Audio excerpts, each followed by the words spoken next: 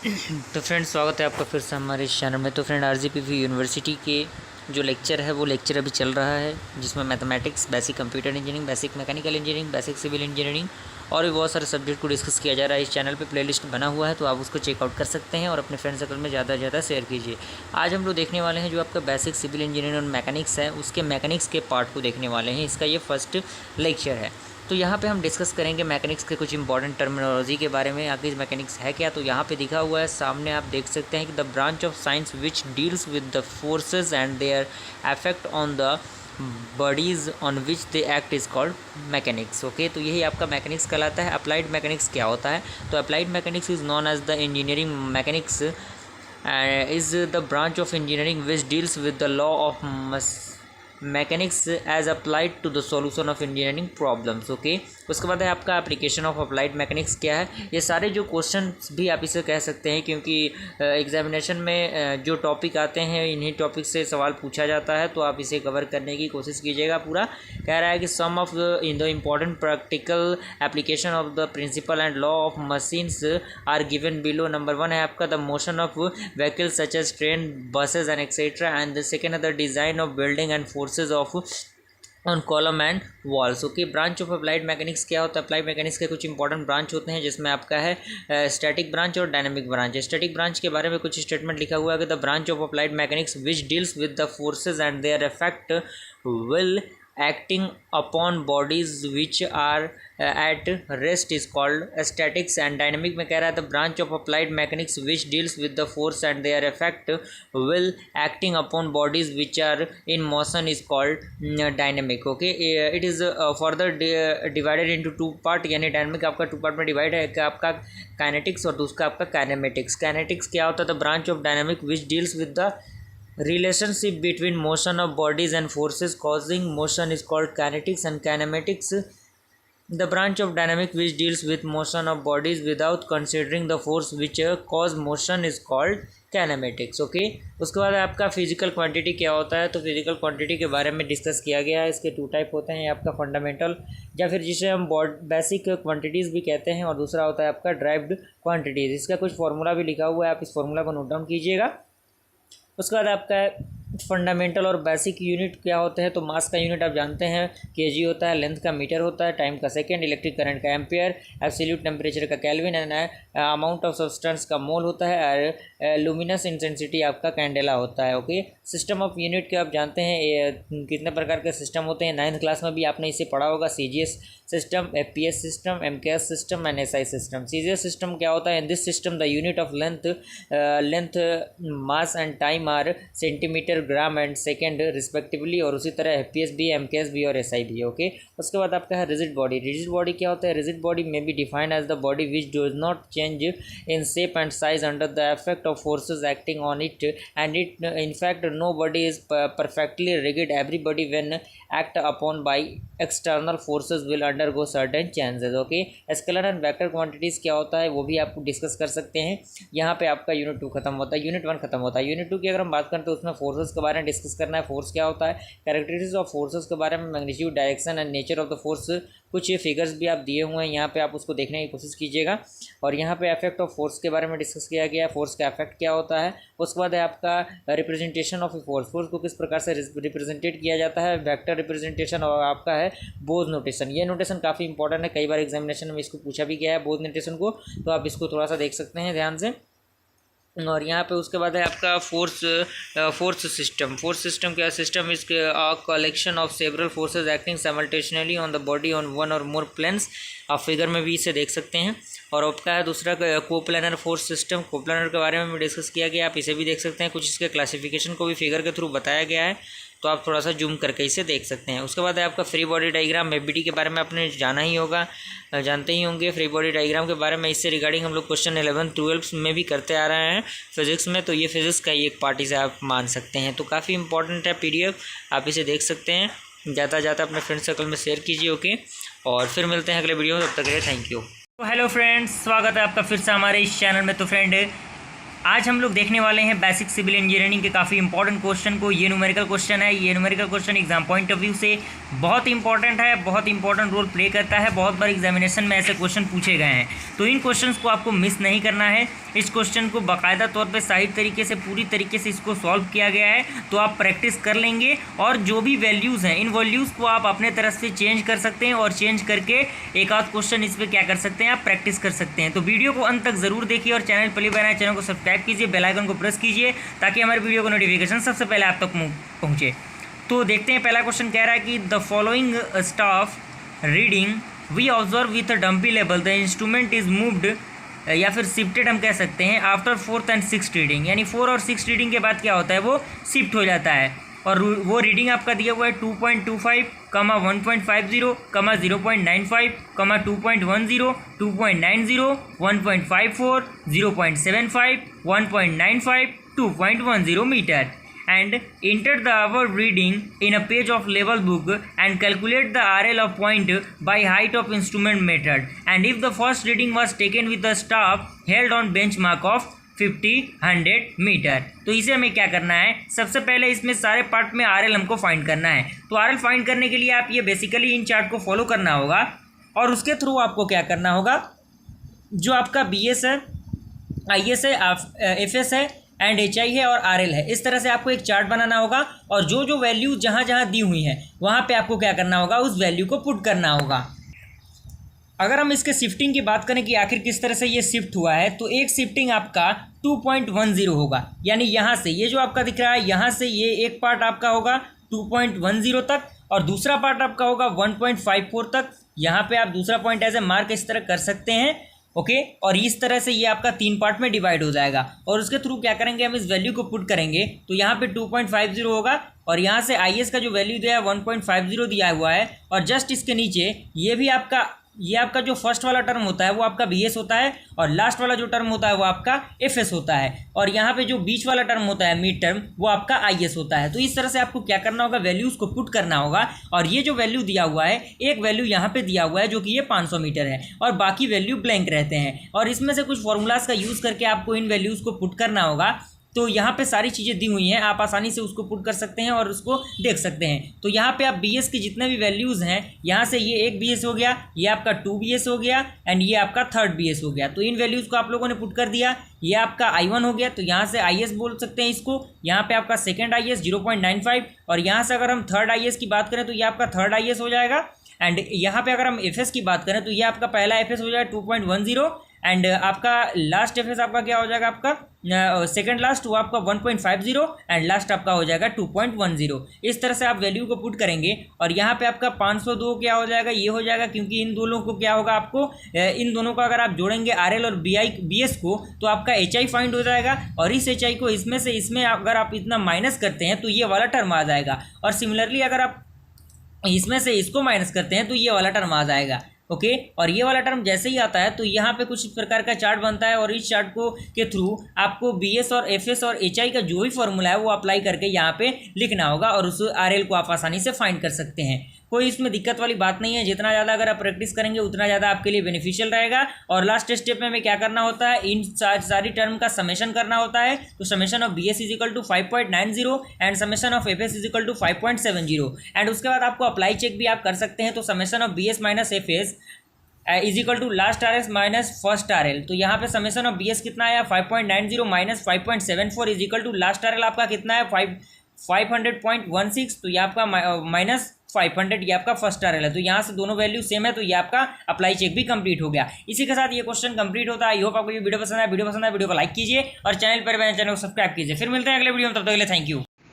तो hello friends, welcome back to my channel. तो friend आज हम लोग डिस्कस करने वाले हैं काफ़ी इंपॉर्टेंट टॉपिक जो कि बेसिकली आपके basic civil engineering and mechanics का पार्ट है और काफ़ी इंपॉर्टेंट क्वेश्चन है। बहुत बार एग्जामिनेशन में इस तरह के क्वेश्चन पूछे जाते हैं।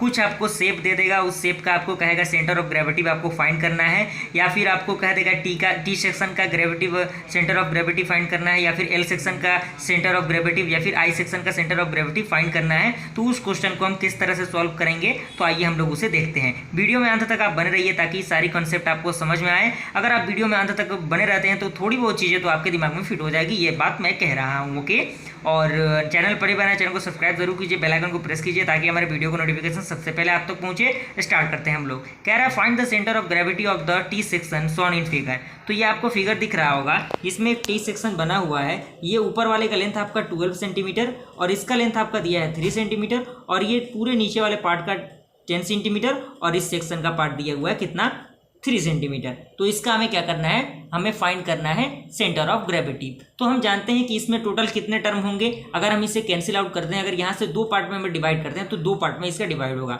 एक आपका 1 होगा, ये आपका 2 होगा। तो 2 पार्ट में होगा, तो 2 पार्ट में अगर बेसिकली होगा तो यहाँ से हम क्या करेंगे, इसको हम लोग डिवाइड करके सेंटर ऑफ ग्रेविटी में हमें क्या करना होता है, डिवाइड करना होता है बेसिकली कि उसका सेंटर कहाँ होगा। तो उसका सेंटर यहाँ पर कहीं होगा, क्योंकि इसे 2 पार्ट में बांटने के बाद अगर हम दोनों पार्ट को जोड़ते हैं तो दोनों पार्ट क्या होगा, आपका सेम हो जाएगा। तो हम क्या करेंगे, एक्स के रिस्पेक्ट में भी हम इसका सेंटर ऑफ ग्रेविटी निकाल सकते हैं और वाई के रिस्पेक्ट में भी निकाल सकते हैं, आप किसी के भी रिस्पेक्ट में निकाल सकते हैं। तो हम यहाँ वाई के रिस्पेक्ट में निकाल रहे हैं, तो यहाँ पे taking x as the reference axis हम लोग पुट करेंगे। तो इसके लिए आपको क्या करना होगा, क्योंकि 2 है तो यहाँ पे a1 a2 और y1 y2 का वैल्यू हमें फाइंड करना होगा और उसके थ्रू y1 का जो वैल्यू होता है a1 y1 plus a2 y2 divided by a1 plus a2 जो कि सेंटर ऑफ ग्रेविटी का फॉर्मूला होता है, इसमें हम क्या करेंगे, उस वैल्यू को पुट करेंगे।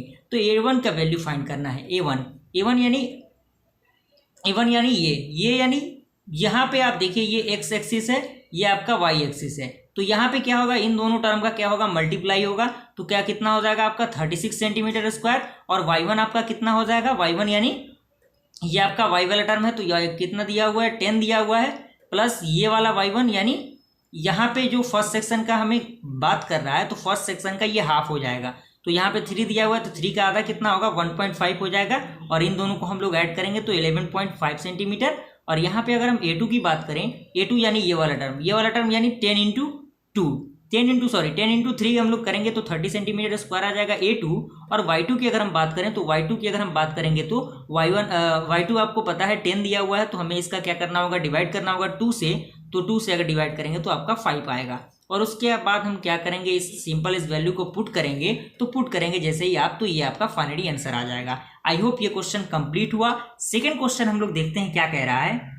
तो फ्रेंड ये आपका सेकंड क्वेश्चन है, कह रहा है कि find the centre of gravity of L section का हमें क्या करना है, सेंटर ऑफ ग्रेविटी फाइंड करना है। ये एल शेप का आपको कुछ दिख रहा होगा, यहाँ पे 2 सेंटीमीटर दिया हुआ है, ये टोटल आपका 12 सेंटीमीटर दिया हुआ है, नीचे वाला टोटल टर्म आपका 8 सेंटीमीटर दिया हुआ है, ये टर्म आपका 2 सेंटीमीटर और ये वाला टर्म भी आपका 10 सेंटीमीटर दिया हुआ है। पॉइंट ए बी आपका, ये पॉइंट सी है, ये पॉइंट डी होगा, ये होगा ई, ये होगा एफ, ये होगा आपका जी। ये इतने पॉइंट आपको दिए होंगे और आपको क्या करना है, इसका सेंटर ऑफ ग्रेविटी फाइंड करना है। तो आपको पता है सेंटर ऑफ ग्रेविटी फाइंड करने के लिए बेसिकली हमें करना क्या होता है, बेसिकली हमें फॉर्मूला अप्लाई करना होता है।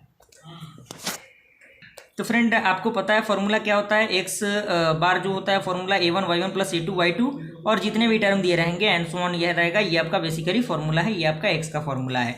फॉर अगर हम y की बात करें, अगर आप y के लिए सॉल्व करते हैं तो y के लिए क्या होगा, ये आपको पता है ये एक्स एक्सिस है, ये आपका y एक्सिस है। y यानी y1 और a1 a2 ये हमें क्या करना होगा, फाइंड करना होगा। तो सबसे पहले हम y की अगर हम बात करें 1 की, तो 1 यानी 1 सेक्शन के लिए a1 का वैल्यू कितना हो जाएगा, 10 इंटू 2 हो जाएगा, यानी इसका 10 और x का 2 दोनों मल्टीप्लाई होगा तो 20 हो जाएगा। और यहाँ पे अगर हम y1 की बात करें तो y1 कितना हो जाएगा आपका 2 हो जाएगा, यहाँ पे 2 है और प्लस कितना है 10 डिवाइडेड बाई 2, तो 10 डिवाइडेड बाई 2 कितना हो जाएगा 5 यानी 7 सेंटीमीटर। और यहाँ पे a2 की अगर हम बात करें तो a2 कितना हो जाएगा 2 इंटू 8 तो 16 हो जाएगा। और y2 की वैल्यू की बात करें तो यहाँ पे 2 दिया हुआ है, 2 का आधा कितना हो जाएगा आपका 1 हो जाएगा। और सिंपल सा y बार के आप वैल्यू को पुट करेंगे तो y का ये आपका फाइनली आंसर आ जाएगा। और अगर हम x की बात करें तो फ्रेंड आप x के लिए सॉल्व करेंगे तो a1 का उसके लिए वैल्यू 20 सेंटीमीटर स्क्वायर और x1 के आपका वैल्यू 1 सेंटीमीटर और x2 के लिए 4 सेंटीमीटर और a2 इसके 16 सेंटीमीटर स्क्वायर आएगा। सिंपल आप इस वैल्यू को पुट करेंगे तो आपका आंसर कितना आ जाएगा 2.33 सेंटीमीटर आएगा। और इसको आपको सिंपल इस स्टेटमेंट में लिख देना है। अगर आप ये स्टेटमेंट नहीं भी लिखते हैं तो चल जाएगा, लेकिन एग्जाम में थोड़ा सा सही तरीके से लगना आपको चाहिए कि हाँ ये क्वेश्चन एग्जाम स्टूडेंट ने ये किया है क्वेश्चन अच्छे तरीके से। आई होप ये क्वेश्चन समझ में आया होगा, थोड़ी बहुत कंसेप्ट आपके दिमाग में फिट होंगी। अगर आपको ये वीडियो पसंद आए वीडियो को लाइक जरूर कीजिए और चैनल को सब्सक्राइब कीजिए। फिर मिलते हैं अगले वीडियो में, तब तक के लिए थैंक यू। तो हेलो फ्रेंड, स्वागत है आपका फिर से हमारे इस चैनल में। तो फ्रेंड, आज हम लोग डिस्कस करने वाले हैं basic civil engineering and engineering mechanics, जो कि आरजीपीवी यूनिवर्सिटी के फर्स्ट ईयर में जो कॉमन ब्रांच होते हैं उनमें पढ़ना होता है। तो उससे रिगार्डिंग कुछ इंपॉर्टेंट इंस्ट्रक्शन है ये कि मतलब स्टूडेंट काफ़ी परेशान होते हैं, क्योंकि ये जो सब्जेक्ट होता है कहीं ना कहीं नया सब्जेक्ट होता है सारे स्टूडेंट के लिए। तो कहीं ना कहीं पास होना भी थोड़ा सा डिफिकल्ट साबित होता है हर स्टूडेंट के लिए। तो आज हम लोग कुछ इंपॉर्टेंट क्वेश्चन को देखने वाले हैं, यूनिट बाय यूनिट हम इस क्वेश्चन को डिस्कस करते चलेंगे। तो आप ज़्यादा से ज़्यादा इसको शेयर कीजिए अपने फ्रेंड सर्कल में, जितने भी कॉलेजेस के ग्रुप हैं आप उसमें सारे ग्रुप में सेंड करने की कोशिश कीजिए, ताकि वो लोग भी इसका फ़ायदा उठा सकें। क्योंकि कहीं ना कहीं एग्जामिनेशन में पास करना भी इंपॉर्टेंट है, नॉलेज गेन करना भी इंपॉर्टेंट है। तो आप इन चीज़ों को देख सकते हैं। तो देखेंगे तो आपके पास जो नॉलेज है वो भी हो जाएगा और पास होने की जो चांसेस है वो भी बढ़ जाएंगे, क्योंकि इस टाइप का क्वेश्चन एग्जामिनेशन में हर बार पूछा जाता है। तो सबसे पहला जो यूनिट है आपका वो है बिल्डिंग मटेरियल एंड कंस्ट्रक्शन, और जिसमें आपका नंबर 1 क्वेश्चन है, कह रहा है कि what do you understand by the building material and give example, जो कि आरजीपीवी यूनिवर्सिटी के दिसंबर 2015 में ये क्वेश्चन क्या हुआ है, पूछा गया है। तो सबसे पहले आप देख सकते हैं आंसर कह रहा है कि all the building structure are composed of different type of material. These material are either called as building materials or material of the construction, and building materials account for 50 to 80% of the total value of constructions. Okay, thus it is important that they should available easily. तो यहाँ तक I hope clear हुआ हो कि यह जब जो आपका बिल्डिंग मटेरियल होता है वो 50 से 80% यूज़ होता है किसमें, आपके कंस्ट्रक्शंस के वर्क में। Building material provide important role in construction of various project like building, roads, bridge, tunnels, dam and etcetera. यानी जो बिल्डिंग मटेरियल होता है इन सारी चीज़ों को बनाने में क्या किया जाता है, यूज़ किया जाता है। Building material provided better structural strength, functional efficiency and aesthetic appearance, and these are various type of building materials depends upon their type, properties, use and manufacturers। यानी इन सारे पार्ट पे यानी ये अलग अलग डिवाइड किया गया है। नंबर 1 है कि building stones and aggregates, second है bricks, tiles, terracotta and etcetera, and third है आपका लाइम एंड सीमेंट, 4 है मोटर एंड कंक्रीट, 5 है सैंड एंड सुर्की, 6 है timber and plywood and allied product, 7 है आपका plastic, PVC material and allied product, 8 है आपका iron, steel and alloy, and 9 है आपका इंसुलेटिंग मटेरियल, एंड 10th है आपका रूफ कवरिंग मटेरियल्स। तो ये आपका क्वेश्चन नंबर 1 कंप्लीट होता है। सेकंड क्वेश्चन कह रहा है कि what do you mean by your stone. ये भी क्वेश्चन बहुत बार एग्जामिनेशन में पूछा गया है। तो इसका आंसर होगा कि stone are derived from the rocks earth crust, यानी जो चट्टान होती हैं, चट्टान के थ्रू ही क्या होता है आपका स्टोन बनता है। And it does not have any definite shape and structure, it in actual these are fragmented part of the rock, and there are mainly formed by the weathering of sedimentary rocks by sun rays, wind and water. Sedimentary rocks are formed by the deposition of broken up materials. Those are weathered from primary rocks. Igneous rocks are formed by cooling of molten lava. Metamorphic rocks are formed by the metamorphic of these rocks by enormous heat and pressure. And आपका third question कह रहा है कि write down the classification of stones. ये काफ़ी important question है, क्योंकि classification तो हर बार पूछता है।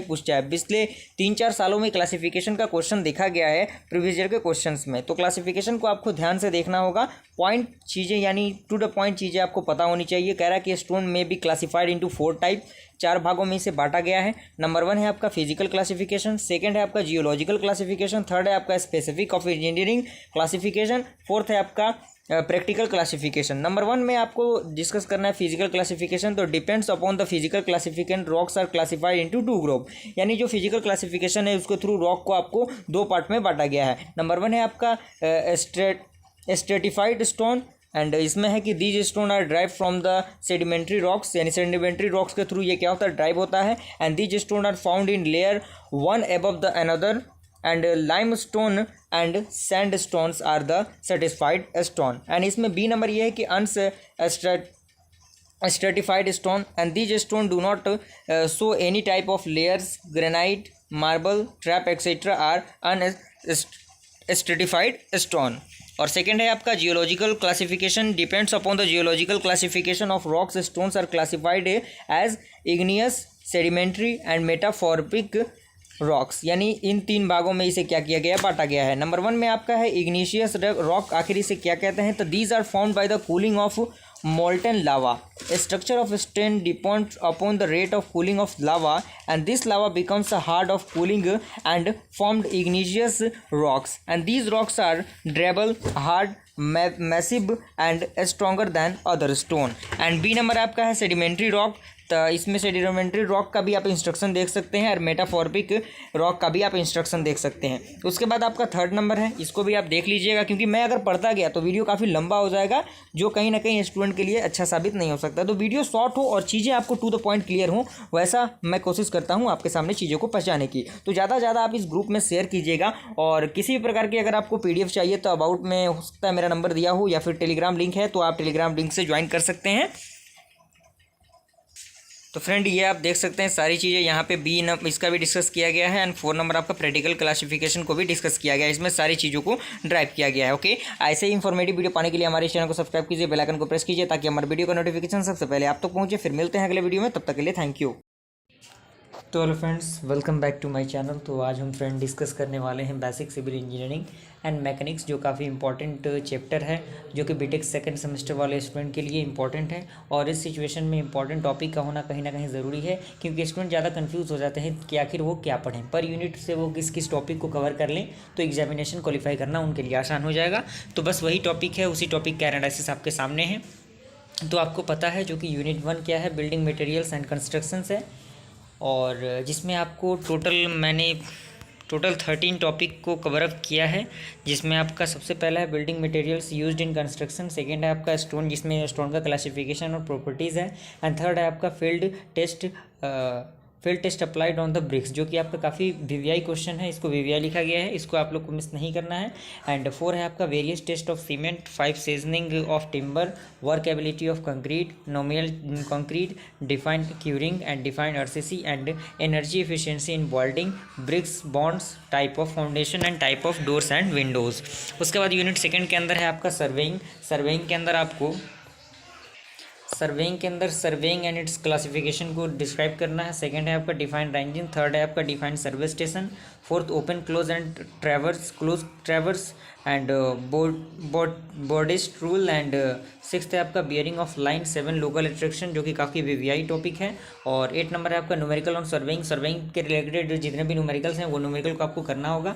9 है आपका लेवनिंग, और 10th है आपका शायद 10th इसमें कुछ आया नहीं तो मैं उसको डिस्क्राइब कर दूंगा, उसमें कोई दिक्कत वाली बात नहीं है।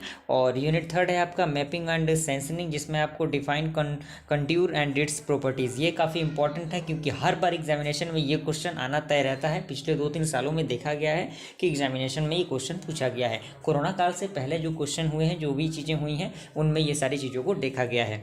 और उसमें कंट्यूर इंटरवल, उसके बाद uses and method of contour, and 4 है आपका various method use for the calculation of area, और उसके बाद है 5 various volume computation method, and 6 आपका defined remote sensing and its application. 4 unit है आपका फोर्सेस एंड इक्विलिब्रियम, जिसमें आपको defined coplanar and concurrent forces, and second है आपका triangle law, parallelogram and polygon law of forces.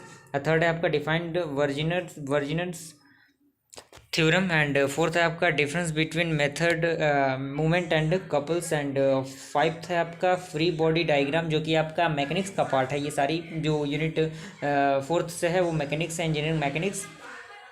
और उसके बाद आपका 9th टॉपिक है defined truss and assumption method made will analysis of frame, and 10th है आपका defined different method of analysis of plane trust, and 11th है आपका defined friction and column law of friction, and 5th है आपका cement of gravity and moment of inertia, जो कि 5th unit है, जिसमें आपको टोटल 7 टॉपिक को कवर अप करना है, जिसमें difference between centre and centroid, and second है आपका parallel axis theorem, and 4th है आपका radius of variation, and 5th है आपका type of load acting on the beam, and 6th है आपका shear force and bending moment, and 7 है आपका पॉइंट ऑफ फ्लेक्सर। ओके, तो यहाँ से 5 यूनिट कंप्लीट होता है। और इसके बाद अब मैं अगर बात करूँ इसके सॉल्यूशन की, तो अगर आप लोग इस वीडियो पे अच्छा रिस्पांस देते हैं तो मैं कोशिश करूँगा कि आपके पास सॉल्यूशन प्रोवाइड किया जाए। इस वीडियो पे अगर लाइक टोटल 15 हो जाता है और इसके थ्रू आप लोग 2K सब्सक्राइबर जैसे ही कंप्लीट करने में हेल्प करेंगे आपके चैनल पे, तो मैं इसका आंसर प्रोवाइड करने की आपको कोशिश करूँगा। तो आप ज़्यादा से ज़्यादा कोशिश कीजिए कि जल्द से जल्द हमारे इस चैनल पे 2K सब्सक्राइबर कंप्लीट हो, ताकि अच्छे अच्छे वीडियो के कंटेंट मैं आपके सामने प्रोवाइड करता रहूँ। और इसका अगर सोल्यूशन आपको चाहिए तो हेल्प कीजिए कि जल्द से जल्द हम लोग 2K सब्सक्राइबर क्रॉस कर जाएंगे। और ज़्यादा से ज़्यादा अपने फ्रेंड सर्कल में शेयर कीजिए ताकि वो लोग भी इसका फ़ायदा उठा सकें। और मिलते हैं अगले वीडियो में, तब तक के लिए थैंक यू। तो हेलो फ्रेंड्स, स्वागत है आपका फिर से हमारे इस चैनल में। तो फ्रेंड बात करते हैं हम लोग basic civil engineering BTech second semester RGPV के बेसिकली सिलेबस के बारे में। और ये कुछ इंपॉर्टेंट क्वेश्चन है, हो सकता है ये क्वेश्चन मैंने पहले भी आपको डिस्क्राइब किया हो, लेकिन ये क्वेश्चन दोबारा डिस्क्राइब करने का मेरा टारगेट यही है कि बस इन्हीं क्वेश्चन को अगर आप प्रैक्टिस कर लेते हैं तो इस क्वेश्चन में से हो सकता है कि एक आध क्वेश्चन आपके एग्जामिनेशन में हूबहू पूछे जा सकते हैं। ओके, तो इन क्वेश्चन को आपको मिस नहीं करना, क्योंकि एग्जामिनेशन टाइम है और जो सिविल इंजीनियरिंग है हमारे लिए बिल्कुल नया है। तो बच्चे काफ़ी डिस्टर्ब हो जाते हैं कि आखिर हम लोग पढ़ाई कहाँ से स्टार्ट करें, किस तरह से उसका नोट्स प्रिपेयर करें, क्या करें। तो unit wise total 3rd unit को मैंने कवर किया है इसमें, और उसके कुछ इंपॉर्टेंट क्वेश्चन को डिस्क्राइब किया है। तो उन क्वेश्चन को आप लोग कंप्लीट करने की कोशिश कीजिएगा और वीडियो में पूरा अंत तक ज़रूर बने रहिए। और चैनल पहली बार आए, चैनल को सब्सक्राइब जरूर कीजिए, बेल आइकन को प्रेस कीजिए ताकि हमारे वीडियो का नोटिफिकेशन सबसे पहले आप तक पहुंचे। स्टार्ट करते हैं हम लोग। नंबर 1 क्वेश्चन का ये कह रहा है कि what do you understand by the term work ability and explain. तो आप वर्क एबिलिटी से क्या समझते हैं? तो ये वर्क एबिलिटी का क्या है, डेफिनेशन है, आप इन डेफिनेशन को लिख सकते हैं।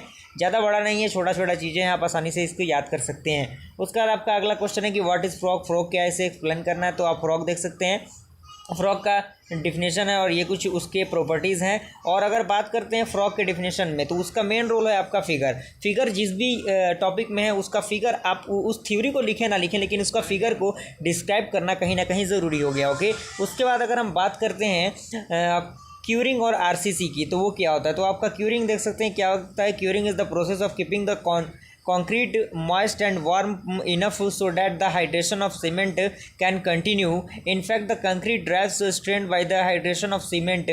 In other words, curing is the process of maintaining a satisfactory moisture content and a favourable temperature in the concrete. उसके बाद आरसीसी की बात करें तो आरसीसी के बारे में डिस्क्राइब किया गया है, उसके कुछ इंपॉर्टेंट फैक्टर हैं उसको भी डिस्क्राइब किया गया है। तो आप इसका स्क्रीनशॉट लेके इसको आसानी से लिख सकते हैं, अपना नोट्स प्रिपेयर कीजिए। ओके, उसके बाद डी नंबर क्वेश्चन कह रहा है कि what is the various properties of the cement. Cement के वेरियस प्रॉपर्टीज़ क्या है, उसे हमें क्या करना है, एक्सप्लेन करना है पॉइंट वाइज।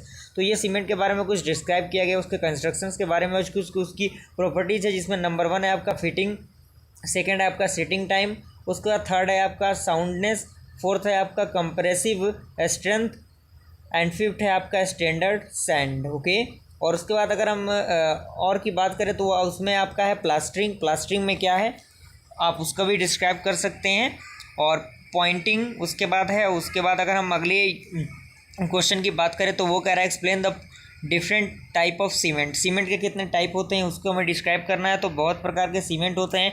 पहला आपका होता है ऑर्डिनरी पोर्टलैंड सीमेंट, दूसरा होता है आपका रैपिड हाइड्रिंग सीमेंट, एंड 3rd आपका होता है quick setting cement, and 4th होता है लो हीट सीमेंट, और 5th होता है पोर्टलैंड प्रोजोलन सीमेंट। ओके, एंड उसका बाद अगला क्वेश्चन कह रहा है कि explain briefly factors the effect of work ability concrete. उससे हमें क्या करना है, डिस्क्राइब करना है। तो आप देख सकते हैं उसके कुछ इंपॉर्टेंट प्रॉपर्टीज़ हैं, फॉलोइंग वेरियस फैक्टर्स हैं।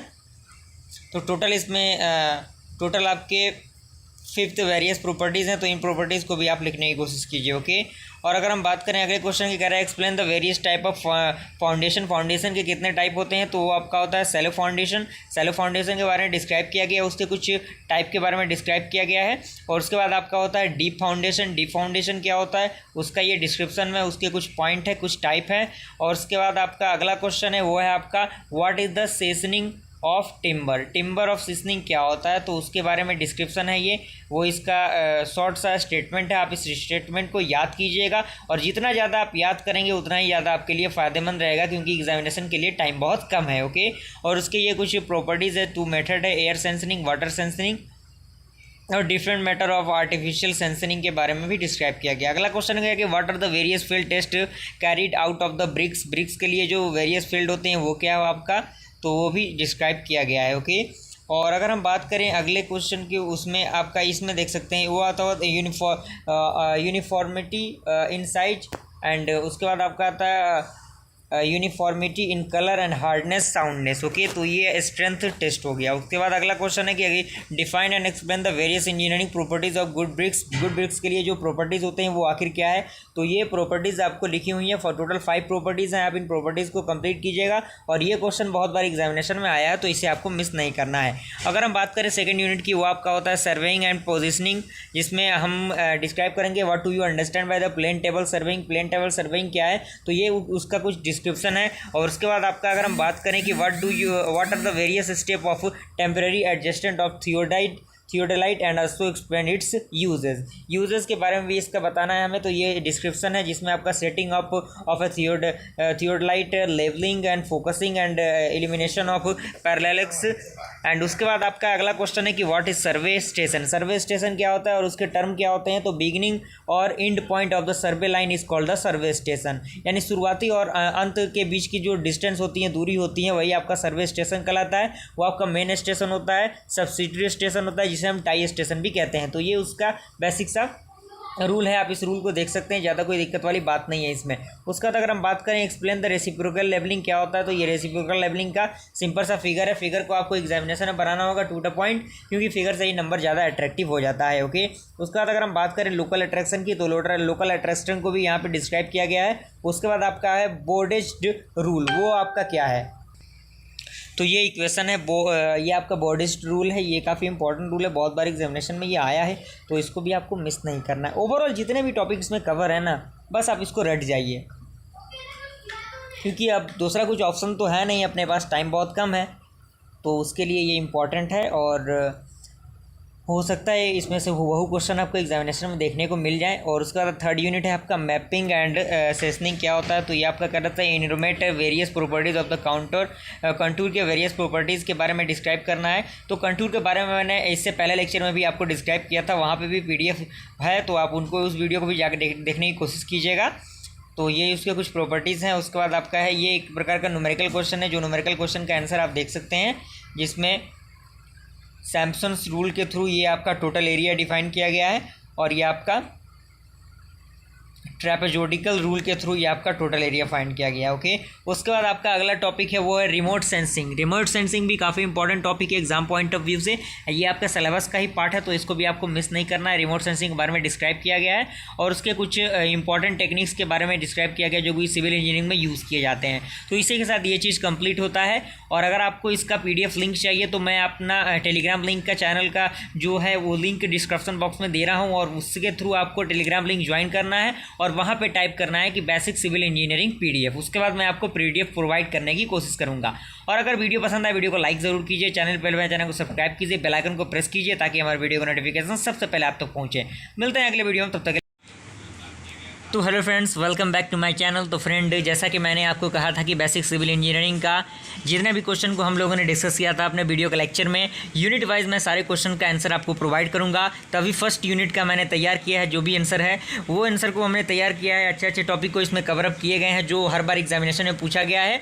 तो आपको ज़्यादा से ज़्यादा ये वीडियो देखना है, पूरा अंत तक आप इस वीडियो में बने रहें, और अपने फ्रेंड सर्कल में शेयर कीजिए, ताकि वो लोग भी इसका फ़ायदा उठा सकें, और इसको लास्ट तक ज़रूर देखें। और बिना किसी इंतजार के हम लोग वीडियो को शुरू करते हैं। सबसे पहला टॉपिक है building material used in construction, यानी बिल्डिंग मटेरियल में कंस्ट्रक्शन के रूप में बिल्डिंग मटेरियल में क्या क्या हम लोग यूज़ करते हैं। तो कह रहा है कि building materials provide important role in the constructions of various project like building, roads, bridge, tunnels, etc. And building materials provide a better structural strength, functional efficiency, and aesthetic appearance. There are various type of building materials, depends upon appearance, their type, properties, uses and manufacturing. सबसे number 1 है आपका building stone and aggregates, second है आपका bricks, tiles and etcetera, and third है आपका lime and cement, fourth है आपका motor and cement, fifth है आपका सैंड एंड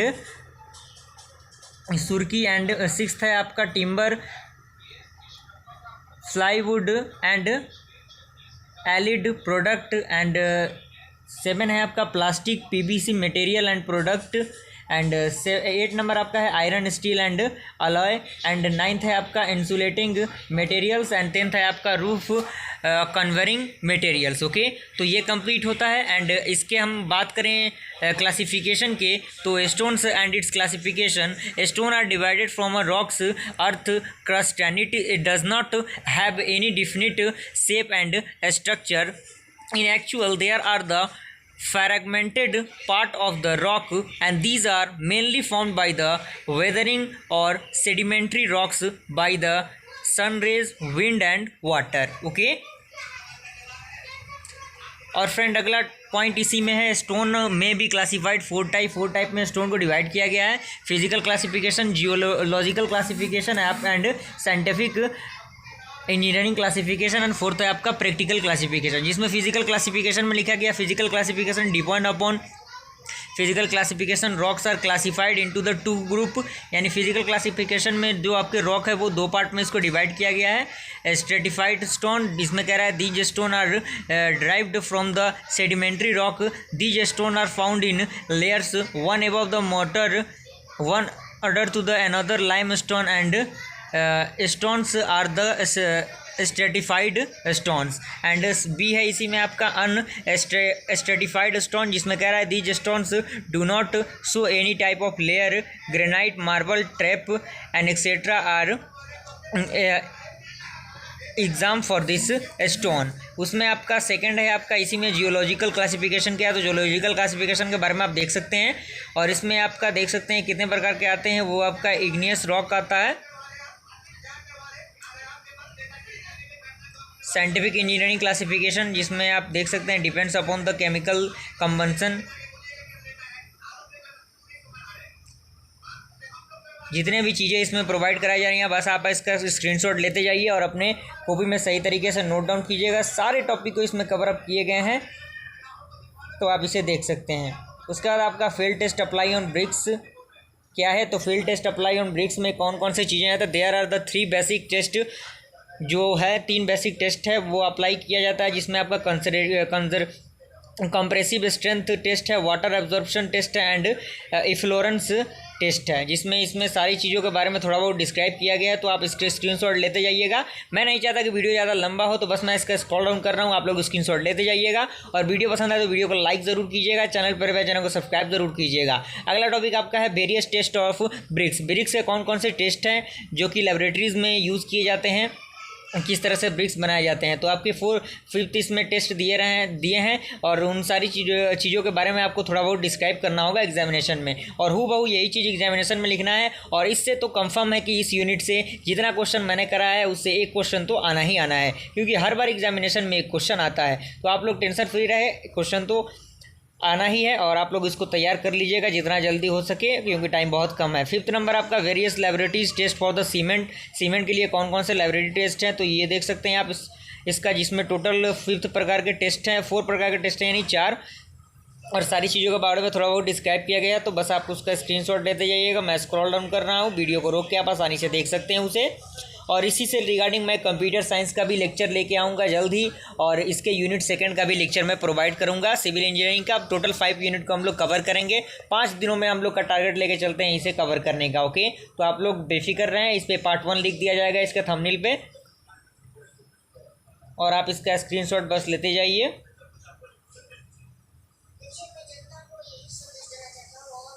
सिक्स नंबर आपका है work ability of concrete. Concrete में वर्क एबिलिटी का क्या यूज़ होता है, तो वर्क एबिलिटी के बारे में ये डिस्क्राइब किया गया है। 7 है आपका नोमियल कंक्रीट, या फिर जिसे हम कहते हैं प्रोपोर्टेशनिंग्स ऑफ कंक्रीट, जिसमें आप देख सकते हैं ये इसका स्टेटमेंट है। और 8 नंबर आपका काफ़ी इंपॉर्टेंट टॉपिक है, जो है आपका कर्निंग क्या होता है, तो Corning is the process of keeping the concrete moist and warm enough so that the hydration of the cement can continue. तो ये आप देख सकते हैं इसका स्टेटमेंट है। इसमें एक पॉइंट दिया गया कि mostly commonly employed method of the curing are as follows: water curing, membranes curing, application of heat, application of curing component तो कंपाउंड। ओके, उसके बाद आपका 9 नंबर टॉपिक है आरसीसी के बारे में आप लोगों ने सुना होगा बहुत अच्छी तरीके से। तो आरसीसी के बारे में डिस्क्राइब किया गया है, आप इसको देख सकते हैं।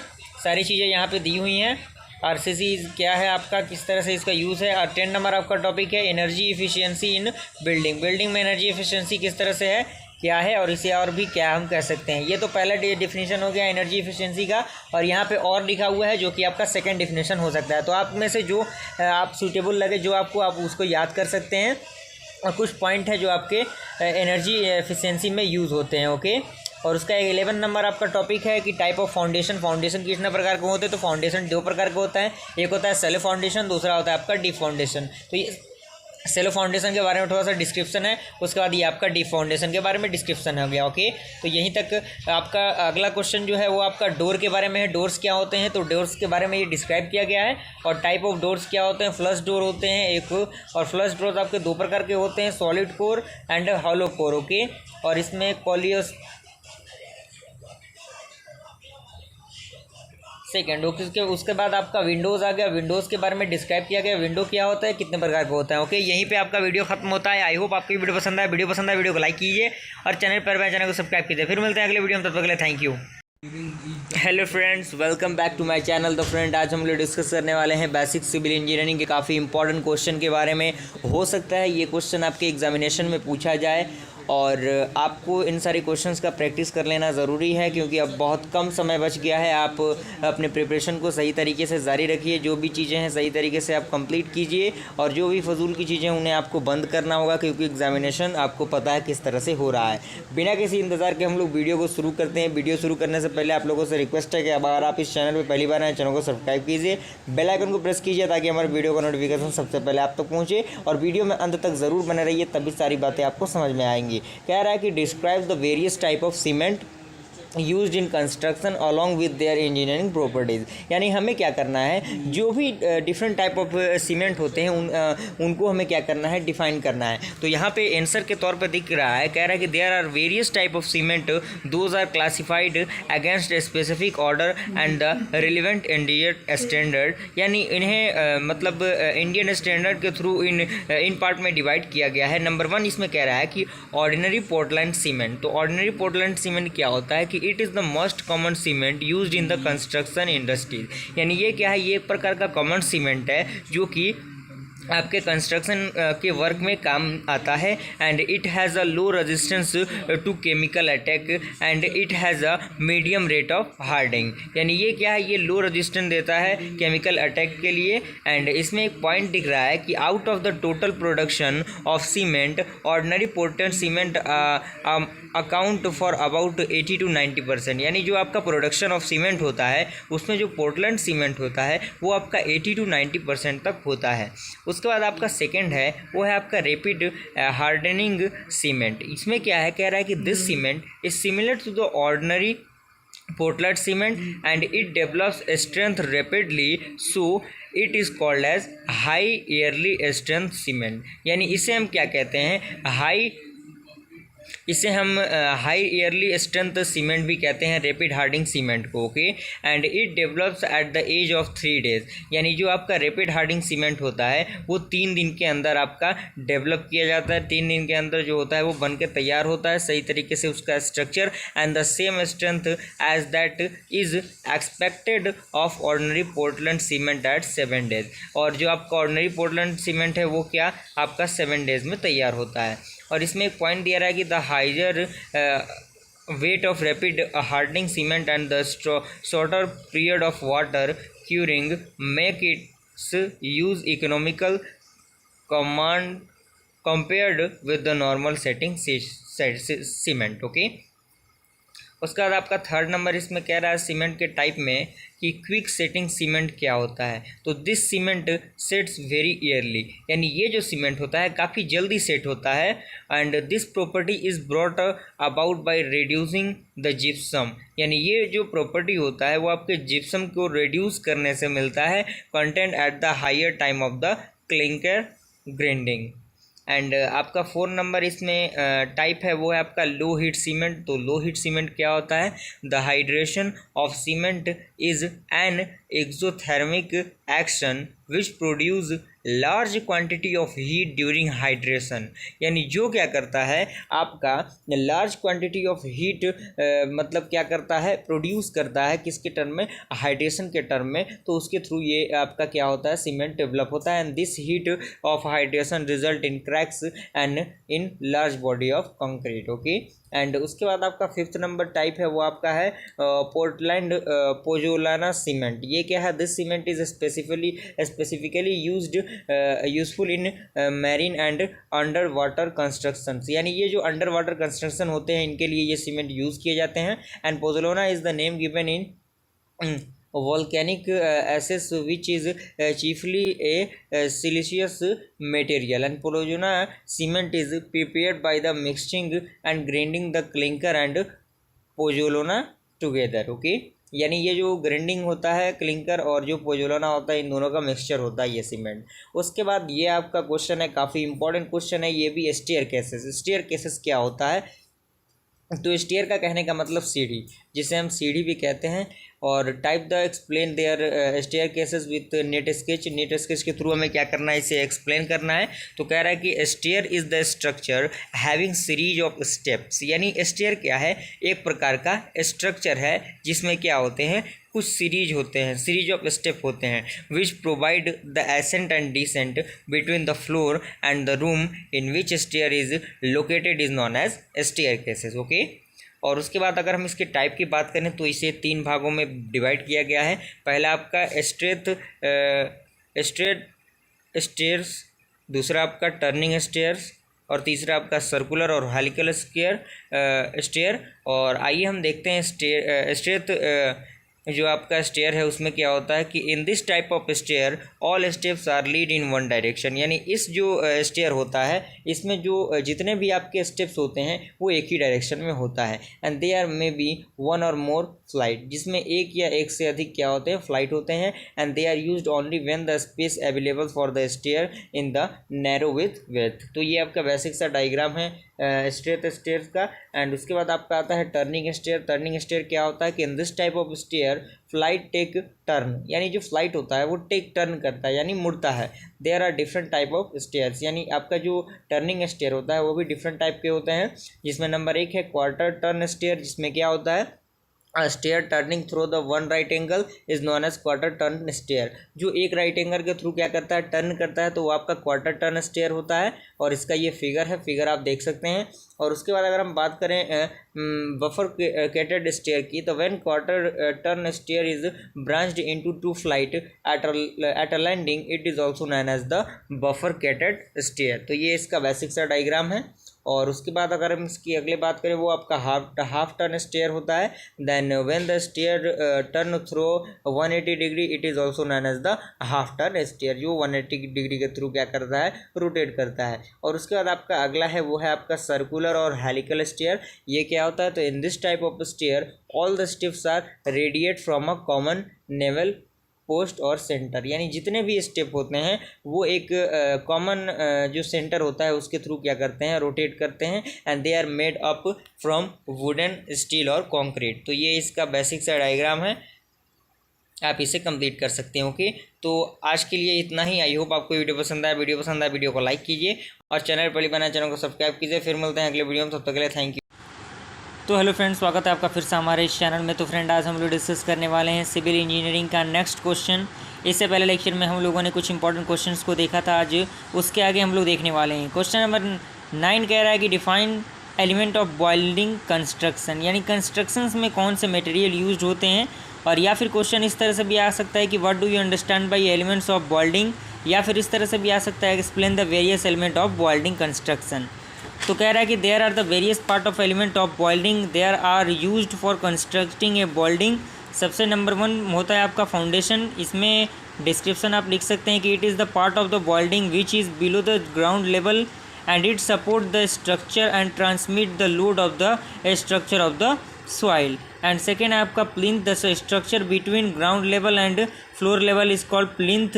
एंड उसके बाद है आपका super structure, the structure above the plinth is called super structure, that is doors, Windows and roof. Okay,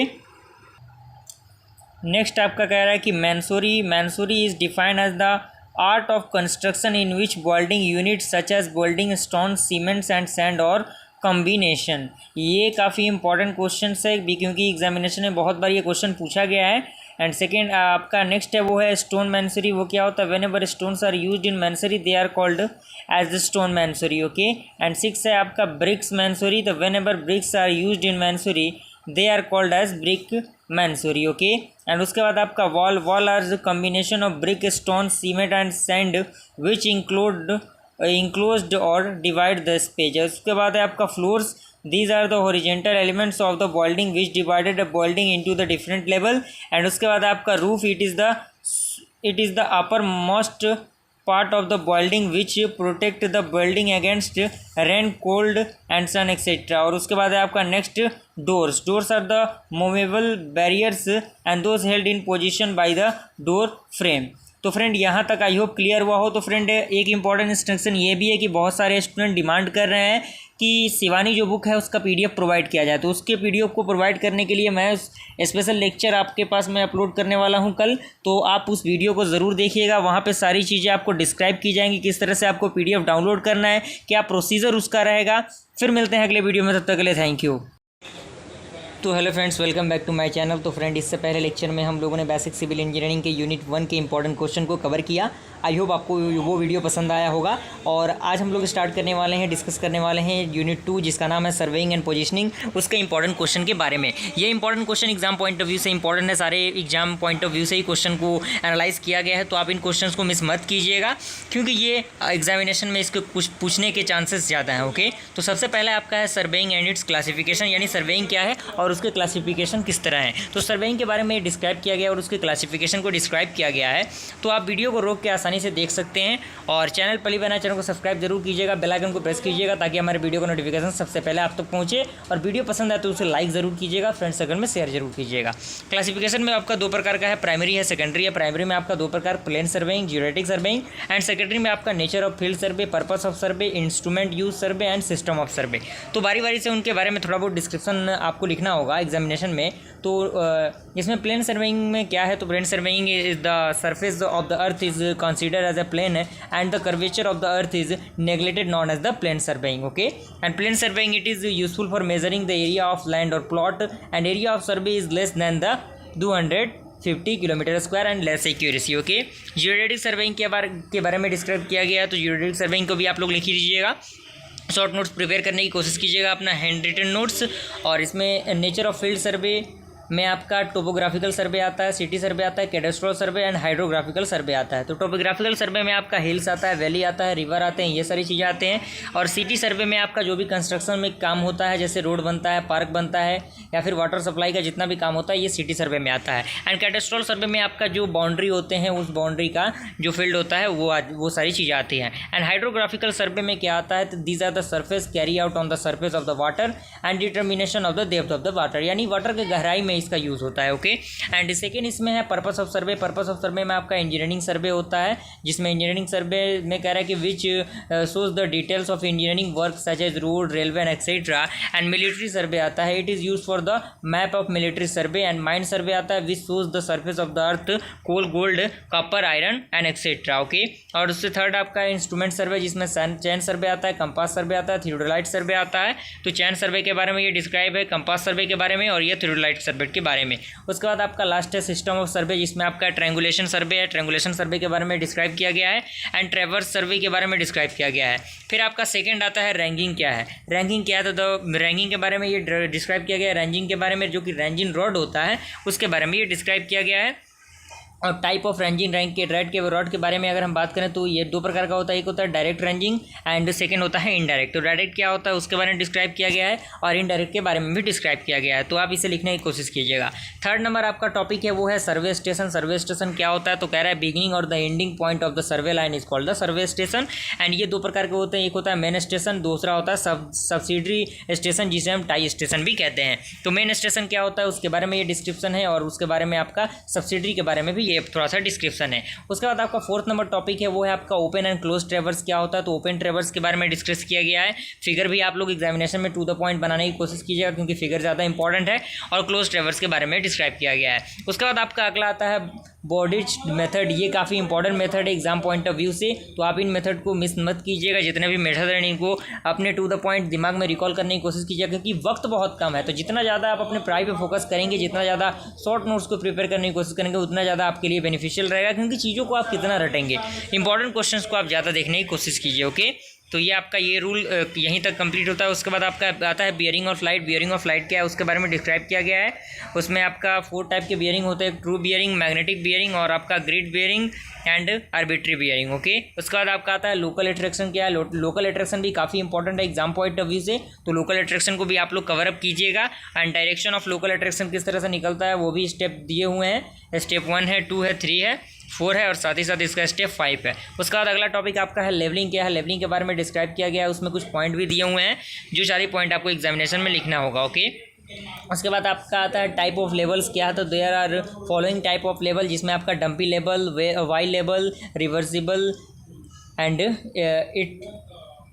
tilting level. Okay, तो डंपी लेवल के बारे में ये डिस्क्रिप्शन है, वाई लेवल के बारे में डिस्क्रिप्शन में, रिवर्सिबल लेवल के बारे में और टिल्टिंग लेवल के बारे में डिस्क्रिप्शन हो गया। ओके, उसके बाद 10 नंबर आपका है रेसिप्रोकल लेवलिंग। क्या होता है तो रेसिप्रोकल लेवलिंग के बारे में डिस्क्रिप्शन है और साथ ही साथ उसका फिगर दिया हुआ है, तो फिगर भी आपको एग्जामिनेशन में बनाना होगा। और इसी में सेकंड नंबर कह रहा है 11 नंबर क्वेश्चन, वो है आपका एडजस्टमेंट ऑफ लेवलिंग इंस्ट्रूमेंट। क्या है तो आप देख सकते हैं ये 2 प्रकार के होते हैं, जिसमें आपका टेम्पररी एडजस्टमेंट होता है और परमानेंट एडजस्टमेंट होता है। तो टेम्पररी के बारे में ये पॉइंट दिए हुए हैं और परमानेंट के बारे में पॉइंट दिया हुआ है। उसके बाद आपका अगला टॉपिक है वो है थियोडोलाइट। क्या होता है थियोडोलाइट के बारे में ये जो डिस्क्रिप्शन में दिया गया है और कहाँ कहाँ यूज़ होता है ये भी चीज़ें यहाँ पे दी हुई हैं। और 2 प्रकार के आपका थियोडोलाइट प्रोसेस है, वो आपका है ट्रांजिस्ट थियोडोलाइट एंड नॉन ट्रांजिस्ट थियोडोलाइट, तो दोनों के बारे में डिस्क्राइब किया गया है। उसके बाद 13 नंबर क्वेश्चन है different method of plane table. Plane table के डिफरेंट मेथड कौन कौन से हैं, तो आप देख सकते हैं सारी चीज़ें यहाँ पे प्रोवाइड की गई हैं और यहीं पे सारी चीज़ें कवर अप हो जाती हैं, जिसमें आपका सेंटरिंग है और ओरिएंटेशंस है, स्लाइड द पॉइंट्स है।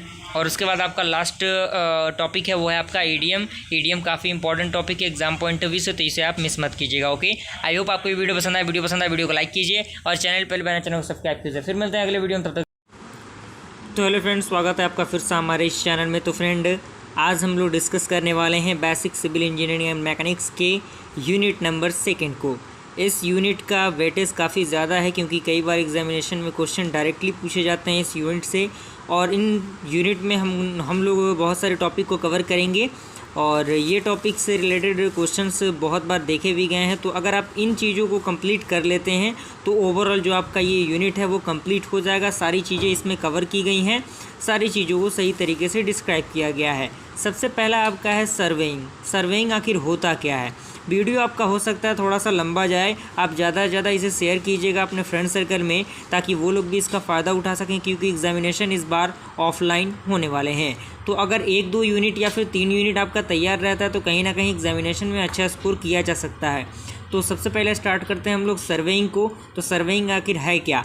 The surveying is the art of science to determine the relative position of different point on the surface of the earth by measuring the horizontal direction is called surveying. Okay, उसके बाद है आपका इसी के अंदर एक point वो है levelling. Levelling is the art of science to determining the relative position of different point on the surface of the earth by measuring the vertical direction is called levelling. Okay, और उसके बाद है आपका classification of surveying. सर्वेइंग का classification किस तरह से है, तो वो आपका 2 तरह से क्लासीफाई होता है। एक होता है प्राइमरी क्लासिफिकेशन, दूसरा होता है आपका सेकेंडरी क्लासिफिकेशन। प्राइमरी में आपका प्लेन सर्वेइंग होता है and geodetic surveying, and secondary में nature of field survey, purpose of survey, instrument survey and system of survey. उसके बाद एक ये निकलता है कि प्लेन सर्वेइंग और जियोडेटिक सर्वेइंग में डिफरेंस क्या है, यानी अंतर क्या है। ओके, तो इसमें देख सकते हैं प्लेन सर्वेइंग है, इसमें नंबर 1 कह रहा है कि surveying is the surface of the earth is considered as a plane and the curvature of the earth is neglected known as plane surveying. And इसी के अंदर जियोडेटिक के अंदर नंबर 1 ये है कि in this type of survey surface in which the surface of the earth is spherical and curvature of earth is considered known as geodetic survey. इसमें second number कह रहा है कि it is useful for measuring the area of land और plot, and इसमें कह रहा है to obtain accurate map of wide areas and control for all surveys। And इसमें थर्ड नंबर कह रहा है area of the surveys is less than 250 kilometre square and area of the survey is greater than 250 kilometre square. इसमें 4 number कह रहा है less accuracy होता है इसका, जिसका मोर एक्यूरेसी होता है। एंड 5th नंबर कह रहा है it is conducted by the state agencies like PWD, irrigations department. And इसमें यह है कि geodetic is conducted by the survey of India, यानी इंडियन गवर्नमेंट के अंदर ये आता है। इसके बाद आपका है सेकेंडरी क्लासिफिकेशन। सेकेंडरी क्लासिफिकेशन के अंदर आपका है field of survey, nature of field सर्वे। इसके अंदर आपके 4 टाइप होते हैं। एक होता है टोपोग्राफिकल सर्वे, बी होता है आपका सिटी सर्वे, एंड सी होता है आपका कोडेस्ट्रॉल सर्वे, एंड डी आपका होता है हाइड्रोग्राफिकल सर्वे। टोपोग्राफिकल सर्वे में क्या होता है आपका विच shows the hill and valley और रिवर, यानी ये जो चट्टानें होती हैं, पहाड़े होती हैं, नदियाँ होती हैं, इनमें इनके सर्वे के लिए इस प्रोसेस का यूज़ किया जाता है। और उसके बाद आपका है कैडेस्ट्रल सर्वे। इसमें क्या होता है which shows the boundary of the field, यानी बाउंड्री ऑफ द फील्ड को हाउसेस बनाने में जो सर्वे का यूज़ किया जाता है वो आपका कैडेस्ट्रल के अंदर आता है। उसके बाद सिटी सर्वे, जिसमें आपको सिटी का सर्वे होता है, जैसे पार्क का बनाना, रोड का बनना, एंड वाटर सप्लाई किस तरह से है। और उसके बाद है आपका hydrographic survey. These are the survey are carry out on the surface of water, determination of depth of water, यानी वाटर की गहराई को देखने के लिए हम इस प्रोसेस का यूज़ करते हैं। ओके, उसके बाद आपका है purpose of survey. Purpose of survey में नंबर ए है engineering survey. Engineering survey which shows the detail of the engineering work such as road, railway etcetera, यानी इसमें इन सारी चीज़ों को डिस्कस किया जाता है इंजीनियरिंग सर्वे में। एंड मिलिट्री सर्वे में क्या होता है use for map of military surveying, यानी मैप को दिखाने के लिए, प्रेजेंट करने के लिए इस सर्वे का यूज़ किया जाता है। उसके बाद आपका है mine survey which shows the surface of the earth, coat, cold, copper, iron and etcetera. उसके बाद आपका थर्ड नंबर है इंस्ट्रूमेंट सर्वे। इसमें आपका चेन सर्वे होता है, कंपास सर्वे होता है, थियोडेटिक सर्वे होता है। चेन सर्वे क्या होता है कि in this type of survey in which only linear measurement are made, यानी इसमें केवल लीनियर मेजरमेंट ही होते हैं इस फील्ड में, in the field with the help of chain और tape, and find out the small area. इसके थ्रू हम स्मॉल एरिया को क्या करते हैं, फाइंड आउट करते हैं। इसके बाद है आपका कंपास सर्वे। कंपास सर्वे में क्या कह रहा है कि the method of determining direction of the survey line by compass and their length by chain is known as compass survey, and compass surveying is used for large area of the survey। उसके बाद सी number आपका है थियोरेटिक सर्वे। तो calculate the vertical और horizontal angle, यानी vertical और horizontal angle को calculate करने के लिए इस सर्वे का क्या किया जाता है, यूज़ किया जाता है। उसके बाद 4 नंबर आपका है कि सिस्टम ऑफ सर्वे क्या होता है। इसमें आपका है triangulation survey, in which the whole area is divided into series of triangle and lake of one side of triangle and all indicate angle of triangle is measured। okay, and उसके बाद आपका है ट्रेवर्स सर्वे क्या होता है। This type of survey in which the length and direction of all the sides are measured with the help of tape and angle measurement instrument का use करके इसको हम क्या करते हैं, मेज़र करते हैं।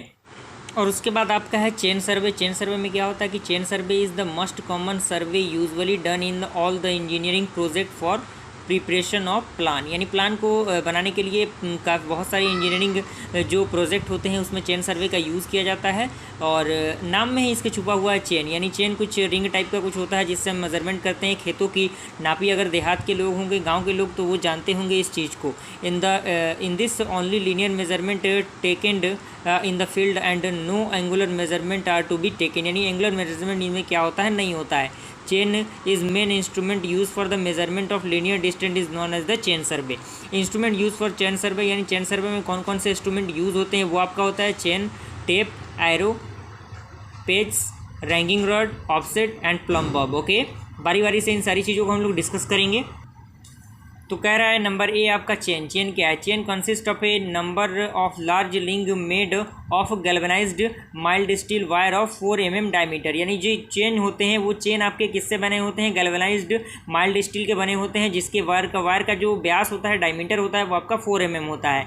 End of this link is bend into a loop और सर्कल, यानी जो आपका एंड होता है चेन का वो आपका बेंड होता है किससे? लूप से और या फिर सर्कल से। Large link are connected to 3 small circular link and this connecting link provided the flexibility to the chain, यानी ये 3 रिंग से जुड़े होते हैं और इसमें फ्लेक्सिबिलिटी होती है जिससे हम मोड़ सकते हैं इसे आसानी से। और उसमें अगला पॉइंट ये है कि brass handles are provided at each end of the chain and links is 20 centimetre. Okay, और यहाँ से आपका इसी के अंदर एक पॉइंट है मेटालिकलिटी। ओके, तो इसमें है कि metallic tails are fixed at the various point of the chain is that is 5 meter, 10 meter, 15 meter, 20 meter and यानी इसके बीच की जो डिस्टेंसेज होती हैं वो आपका जो चैन होता है वो आपका 5 मीटर का भी होता है, 10 मीटर का, 15, 20 मीटर का भी हो सकता है। तो ये आपका बेसिक चैन का जो डायग्राम है ये आप देख सकते हैं। ये गैल्वेनाइज्ड माइल्ड स्टील का बना होता है। ये आपका ब्रास हैंडल हो गया। ये इसके बीच की दूरी आपका 20 मीटर है। ओके, इसके बाद हम लोग देखते हैं टाइप ऑफ चैन क्या है। तो फ्रेंड ये आपका टाइप ऑफ चैन है जिसमें आप 4 प्रकार के टाइप को देख सकते हैं। Metric chain, Gunter chain, engineering chain and revenue chain. Metric chain का जो लेंथ होता है वो आपका 5 मीटर, 10 मीटर, 20 मीटर, 30 मीटर होता है।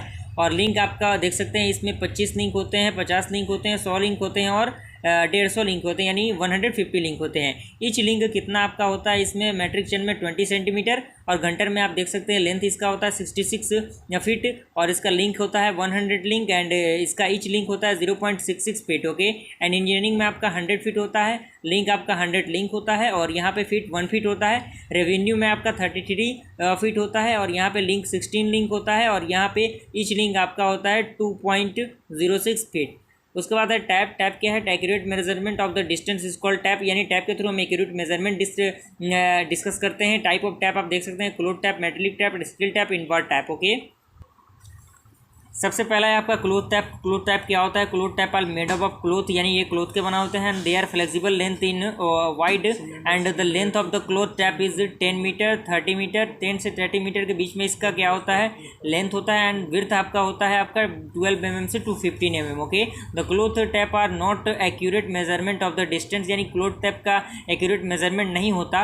And of the tape is provided with the small brass ring. Okay, उसके बाद आपका है मेटेलिक टैप। मेटेलिक टैप में क्या होता है? Cloth tape reinforced with brass or the copper wire is called the metallic tap. The length of the metallic tap is 10 mm, 10 meter, 15 meter, 20 meter, 30 meter and 50 meter, and width is 12 mm to 15 mm. Okay, and these taps are made accurate than the cloth tap, यानी ये आपका क्या होता है? Cloth tap से more accurate होता है। उसके बाद आपका steel tape. The steel tape are made up of steel strip. The length of the steel tape is 1 metre, 2 metre, 3 metre, 5 metre, 10 metre and 20 metre, 30 metre and 50 metre, and width आपका 6 mm to 10 mm के बीच में होता है। उसके बाद आपका है these tapes are more accurate than the metallic tape. Okay,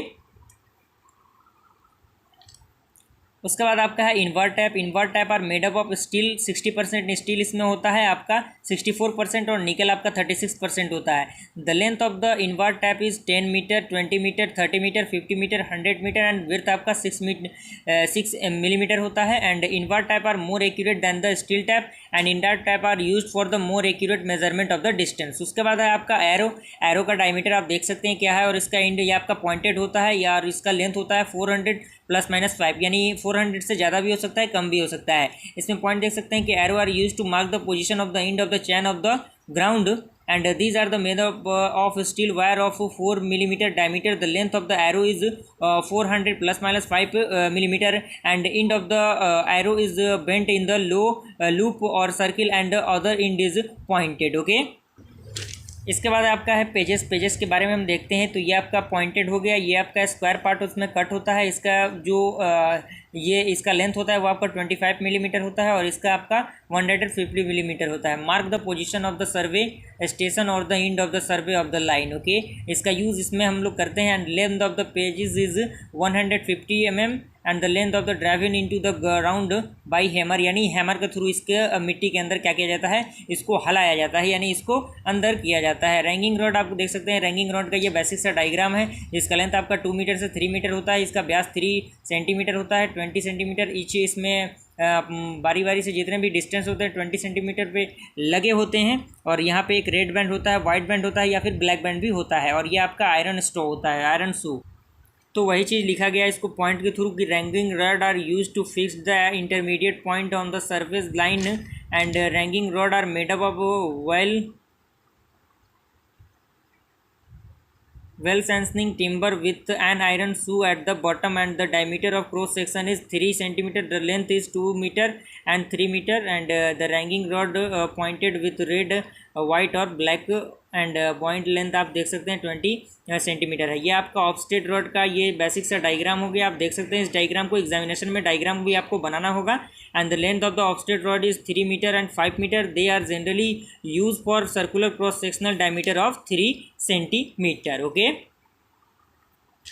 और फ्रेंड इसी के साथ ये आपका फाइनली जो है प्लम बम के बारे में हम लोग डिस्कस करते हैं। जो आप देखे होंगे प्लम बम के बारे में, जो रस्सी इसमें बंधी होती है, लट्टू के आकार का ये होता है, जिसमें ये आपका मेटल बॉब होता है और ये आपका नायलॉन का वायर होता है। And plumb bob consist of a string attach to top of the metal bob and it is use for centring the surveying instrument. और उसके बाद आपका चेन करेक्शन होता है, जिसके थ्रू ये फॉर्मूला है जिसके थ्रू हम न्यूमेरिकल को सॉल्व करेंगे। तो true length of line is equal to L1 divided by L into measured length of the line. यहाँ पे L1 आपका L प्लस ई हो जाएगा। अगर चेन क्या हो टू लॉन्ग कहे तो L प्लस ई हम लोग करेंगे, या फिर अगर आपका टू शॉर्ट का है तो L माइनस ई कहेंगे। ई आपका एलोगेशन है, जो कि आपका ईरर आप इसे कह सकते हैं, और L आपका लेंथ ऑफ चेन है, जो कि आपका क्वेश्चन में दिया रहेगा 20 मीटर या फिर 30 मीटर। यहाँ से अगर आप इसे शॉर्ट फॉर्म में लिखना चाहते हैं TL is equal to L1 divided by L। एक क्वेश्चन के थ्रू हम लोग इसे समझते हैं। क्वेश्चन कह रहा है कि the length of the line was measured with 20 metre chain and it works out to be the 580 meter. After the measuring of the length it was found to be chain was 0.06 meter too long. What is the true length? तो जो चीज़ें आपको दी हुई हैं वो आप लोग लिख देंगे। मेजर लेंथ आपको दिया हुआ है 580 एंड ई आपका दिया हुआ है जो आपका 0.06 है। तो ट्रू लेंथ हमें फाइंड करना है। तो सबसे पहले अगर टू लॉन्ग की बात कर रहा है तो L1 is equal to L plus E हो जाएगा। तो L का वैल्यू दिया हुआ है 20 और ई का वैल्यू दिया हुआ है। इन दोनों को जोड़ेंगे और सिंपल सा फॉर्मूला में आप पुट करेंगे तो फाइनली आंसर आपका हो जाएगा। ओके। और फ्रेंड ये सेकंड क्वेश्चन देख सकते हैं। सेकंड क्वेश्चन का भी आंसर काफ़ी बेसिक तरीके से है, काफ़ी आप इजी वे में इसे सॉल्व कर सकते हैं, कोई बारी कैलकुलेशन है नहीं। और उसके बाद थर्ड नंबर क्वेश्चन हो सकता है थोड़ा सा आपको दिक्कत करे, तो इसमें कॉन्सेप्ट समझना होगा। एक 20 मीटर का चैन है are found to be the 0.15 metre too long after chaining 1000 metre. It was found to be the 0.20 metre too long after the changing 2500 metre. If the chain was correct before the end of the work find the distance हमें find करना है। तो part 1 की अगर हम बात करें तो लेंथ आपका हो जाएगा 20 मीटर और ml हो जाएगा 1000 मीटर। जो आपका देख सकते हैं शुरुआत इसका कहाँ से हो रहा है, 0 से 0.015 हो रहा है। तो इसका एवरेज हम लोग निकालेंगे E इज इक्वल टू, यानी इन दोनों को जोड़ के 2 से डिवाइड करेंगे तो ये आपका 0.075 आ जाएगा। और यहाँ से TL का वैल्यू का आप फाइंड कर सकते हैं। सिंपल सा टू लॉन्ग कर रहा है तो आपका ये प्लस हो जाएगा L में, यानी 20 प्लस 0.075 हो जाएगा डिवाइडेड बाई 20 इंटू 1000। तो ये आपका एक आंसर आ जाएगा। पार्ट 2 की अगर हम बात करें तो पार्ट 2 के लिए L का वैल्यू 20 होगा, ML का वैल्यू आपका क्या हो जाएगा, आपका जो दिया हुआ है 2500 में से ये 1000 आपका क्या होगा माइनस हो जाएगा। तो ML का वैल्यू निकल जाएगा और E का वैल्यू आप निकाल सकते हैं। ये फाइनली आपका आंसर हो जाएगा। ओके, आई होप आपको ये वीडियो पसंद आए। वीडियो को लाइक कीजिए और चैनल को सब्सक्राइब कीजिए। फिर मिलते हैं अगले वीडियो में, तब तक के लिए thank you. Hello friends, welcome back to my channel. तो फ्रेंड आई होप इससे प्रीवियस लेक्चर आपको समझ में आया होगा, जिसमें हमने RF निकालने का तरीका बताया था। अगर आपने उस वीडियो को नहीं देखा तो आप उस वीडियो को देखने की कोशिश कीजिएगा, क्योंकि वो भी काफ़ी इंपॉर्टेंट क्वेश्चन है एग्ज़ाम पॉइंट ऑफ व्यू से। ओके, तो फ्रेंड ये क्वेश्चन कह रहा है कि the following bearing of lines were observed well conducting a close travels ABCD in clockwise direction. यानी आपको कुछ बियरिंग दिया हुआ है और आपको कह रहा है कि एक क्लोज ट्रेवल का इससे क्या होता है, निर्माण होता है, जो कि ABCD है आपका। और कुछ लाइन दिए हुए हैं, लाइन AB दिया हुआ है 40 डिग्री, जो कि आपका 4 बियरिंग दिया हुआ है। BC आपका दिया हुआ है 70 डिग्री एंड CD आपका दिया हुआ है 210 डिग्री एंड DA आपका दिया हुआ है 280 डिग्री। तो इसे हम लोग सॉल्व किस तरह करेंगे और इसका हमें इंक्लूडेड एंगल भी फाइंड करना होगा। अगर हम इसकी सॉल्व की बात करें सोल्यूशन की, तो सबसे पहले आपको इसमें बैक बियरिंग फाइंड करना होगा, क्योंकि clockwise direction anti clockwise direction में जो भी आपका जो फिगर ड्रॉ होगा, जो क्लोज ट्रेवल्स ड्रॉ करना है, उसके लिए आपको बैक बियरिंग फाइंड करना होता है। तो आप लाइन लिख देंगे 4 बियरिंग एज इट इज़ रहेगा। और बैक बियरिंग का फॉर्मूला ये होता है, अगर 180 डिग्री से कम होता है तो आपका 180 डिग्री इसमें ऐड होगा। तो एडिशन आप जैसे ही करेंगे तो ये 220 हो जाएगा, 220 डिग्री। और अगर 70 डिग्री ये दिया हुआ है तो 70 प्लस 180 आपका कितना हो जाएगा 250 डिग्री। और यहाँ पे देखिए 180 से ज़्यादा दिया हुआ है तो हम इसमें से क्या करेंगे, 280 में से 180 माइनस करेंगे तो ये आपका 30 डिग्री आ जाएगा। अगर 280 दिया हुआ है तो 280 में से 180 डिग्री माइनस करेंगे तो हमारा 100 डिग्री आ जाएगा। अगर हम इसके क्लोज ट्रेवल्स की बात करें तो क्लोज ट्रेवल्स आपका इस प्रकार से बनेगा। इसमें आपको डायरेक्शन दिखाना होता है नॉर्थ साउथ। तो ये आपका A वाला डायरेक्शन है, ये आपका नॉर्थ, ये आपका साउथ। तो ये आपका कितना डिग्री है, 40 डिग्री 4 बियरिंग। और यहाँ से एक लाइन ड्रॉ करना है जो कि आपका B है, B लाइन है जो कि नॉर्थ साउथ। यहाँ पे जो कि B आपका लाइन कितना है 70 डिग्री। और B से सीधी आपका एक लाइन जाएगा नॉर्थ साउथ जो कि आपका C होगा। और यहाँ से C से फिर इधर रिप्लेस करेगा ये लाइन। तो ये क्लोज ट्रेवल्स का निर्माण हो जाएगा, जो कि 280 डिग्री यहाँ पे दिया हुआ है। तो यहाँ पे नॉर्थ साउथ आप रिप्रेजेंटेड करेंगे और इस लाइन को मैच कर देंगे, तो ये आपका क्लोज ट्रेवल्स बन गया। आई होप यहाँ तक क्लियर हुआ। अगला देखते हैं हम लोग स्टेप क्या है। तो फ्रेंड अगला हमें इंक्लूडेड एंगल फाइंड करना है। तो अगर हम ए के इंक्लूडेड एंगल की बात करें तो ए का इंक्लूडेड फाइंड करने के लिए आपको बैक बियरिंग ए बी लेना होगा, minus fore bearing A B लेना होगा, minus back bearing A D लेना होगा। अकॉर्डिंग टू फिगर आप उसको देख सकते हैं। तो फोर बियरिंग का ए बी कितना था आपका 40 डिग्री और बैक बियरिंग कितना था 100 डिग्री ए डी का। तो यहाँ पे कितना -60 डिग्री, तो कि एंटी क्लॉकवाइज डायरेक्शन में, तो आपका पॉजिटिव हो जाएगा। तो ये 60 डिग्री आंसर हो जाएगा। ओके, आई होप ए का इंक्लूडेड एंगल आपको समझ में आया। अगर हम बी की बात करें तो बी का इंक्लूडेड एंगल फाइंड करने के लिए हमें फोर बियरिंग बी सी लेना होगा, माइनस बैक बियरिंग बी ए लेना होगा और सिंपल सा उस वैल्यू को आप पुट करेंगे तो यहाँ पे -150 डिग्री आएगा। अगर एंटी क्लॉक की बात कर रहा है तो यहाँ पे आपका पॉजिटिव हो जाएगा 150 डिग्री। ओके, और उसके बाद आता है सी, कोण सी अगर हम फाइंड करना है कोण सी का, तो back bearing of B C fore bearing of B C minus back bearing of C D आपको फाइंड करना होगा और सिंपल से आपको वैल्यू को पुट करना है। तो ये आपका 40 डिग्री आ जाएगा। अगर हम कोण डी की बात करें तो डी आपका 250 डिग्री आएगा। Back bearing fore bearing of D A C D और माइनस डी ए आप करेंगे तो 250 डिग्री आएगा। क्योंकि ये आपका एक्सटेरियर एंगल है क्लॉकवाइज में, तो एंटी क्लॉकवाइज के लिए हमें क्या करना होगा 360 डेज से इसमें माइनस करना होगा। तो कोण डी का इंक्लूडेड एंगल 110 डिग्री आपका आ जाएगा।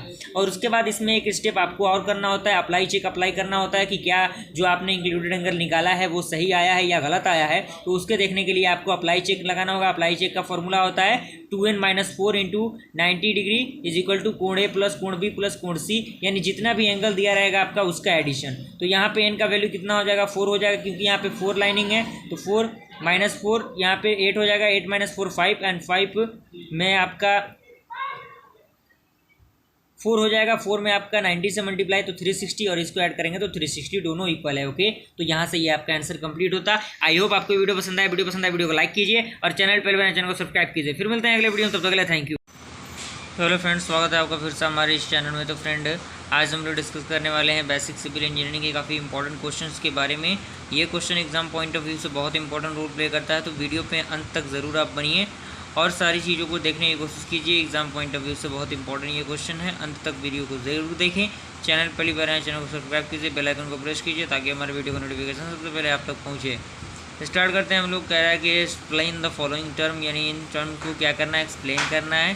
पहला है आपका कोप्लेनर फोर्सेस, दूसरा है आपका बोज नोटेशन एंड थर्ड है आपका free body diagram and fourth है आपका को करंट फोर्सेस। आंसर की अगर हम बात करें तो कोप्लेनर फोर्सेस क्या होता है, when lines of action of all forces of force system lies in the same plan the force system is called coplanar. यानी जब क्या होता है जितने भी लाइन होते हैं और उसके थ्रू जो फोर्सेस होता है एक ही पॉइंट पे लगता है, इसी फोर्स सिस्टम को हम लोग क्या कहते हैं कोप्लेनर फोर्सेस कहते हैं। ये फिगर के थ्रू आप इसे समझने की कोशिश कीजिएगा। उसके बाद आपका आता है फ्री बॉडी डायग्राम क्या होता है। तो फ्री बॉडी डायग्राम के बारे में आपने क्लास 9th से ही पढ़ते आ रहे हैं आप चीज़ों को। तो यहाँ पे देख लीजिए कुछ स्टेटमेंट दिया हुआ है। कह रहा है कि ये body in equilibrium is subjected to a number of external forces and reactive forces provided by the support. The equilibrium of such bodies may be considered by removing the support and replacing them by reaction which they exert on the body. The body so isolated from the isolated body is drawn with all the forces and relative forces acting on it, and such a diagram is called a free body diagram. इसके बाद बोज notation की हम बात करें। बोज notation क्या होता है आपका, तो कह रहा है कि all the forces in space diagram are named by the using of Bow's notation. In Bow's notation a force is represented by 2 alphabet letter placed in space on either side of the forces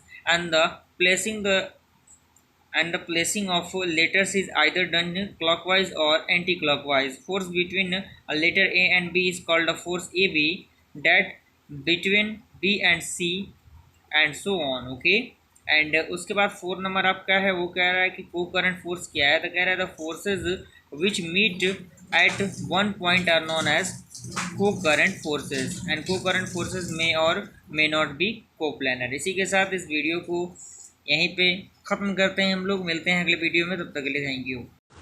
तो friends स्वागत है आपका फिर से हमारे इस channel में। तो फ्रेंड आज हम लोग देखने वाले हैं सिविल इंजीनियरिंग के कुछ इंपॉर्टेंट टॉपिक के बारे में, जिसका नाम है कह रहा है कि लेवलिंग बाय डिफरेंट मेथड, यानी डिफरेंट मेथड के थ्रू हम लेवलिंग को किस तरह से डिफाइन करेंगे। तो उसके 2 टाइप होते हैं। एक होता है आपका HI मेथड जिसको हम लोग हाइट ऑफ इंस्ट्रूमेंट कहते हैं, और एक होता है रेज एंड फॉल मेथड।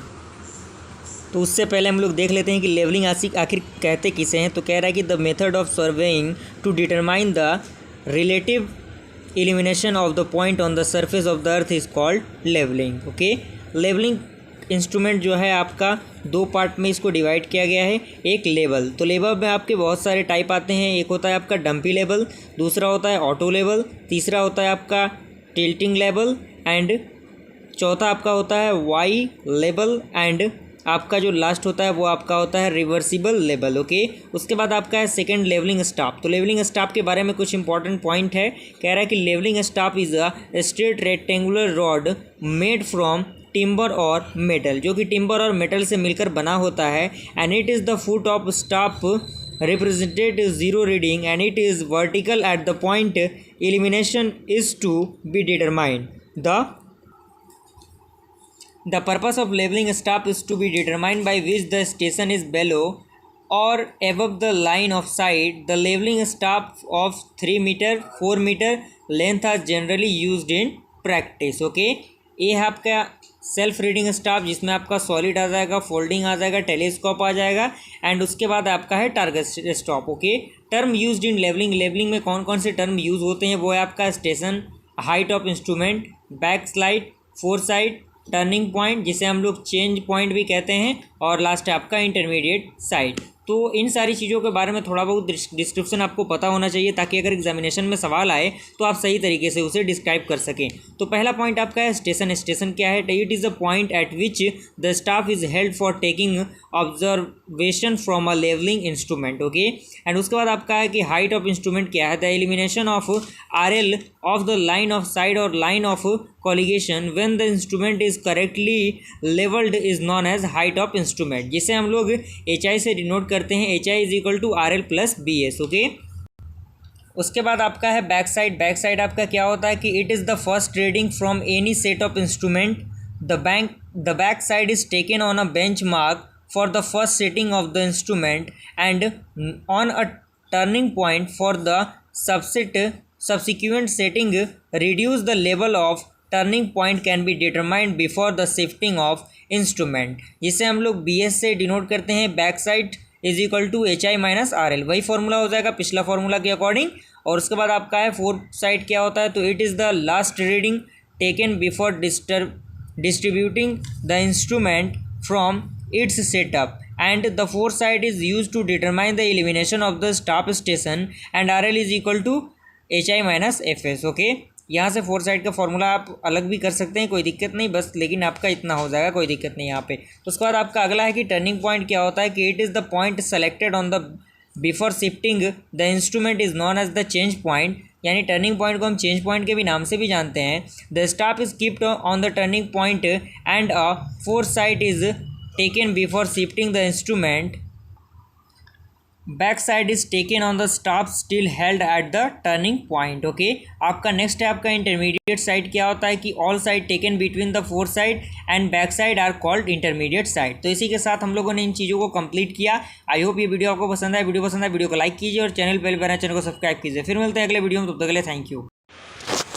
तो हेलो फ्रेंड्स, स्वागत है आपका फिर से हमारे इस चैनल में। तो friend, basic civil engineering and mechanics का ये यूनिट थर्ड का जो चैप्टर है, unit third mapping and sensing, उसका ये इम्पॉर्टेंट टॉपिक है जिसका नाम है कंटूर लाइन।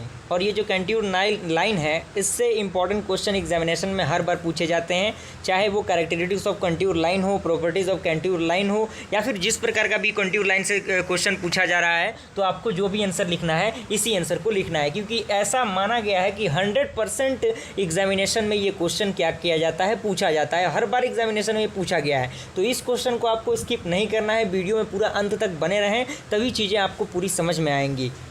और ये काफ़ी इंपॉर्टेंट टॉपिक है, बेसिक सिविल इंजीनियरिंग का है, तो इसे आप लोग मिस मत कीजिएगा। तो बात करते हैं हम लोग, सबसे पहला हेडिंग है आपका कंटूर। तो कंटूर है क्या? तो contour is an imaginary line and join the point of same elevation और reduce level of the different point. यानी जो आपका कंटूर लाइन क्या है, एक प्रकार का इमेजिनरी लाइन होता है जो ज्वाइन होता है कैसे? सेम एलिवेशन से और reduced level of the different point, यानी reduce level of different point से। ओके,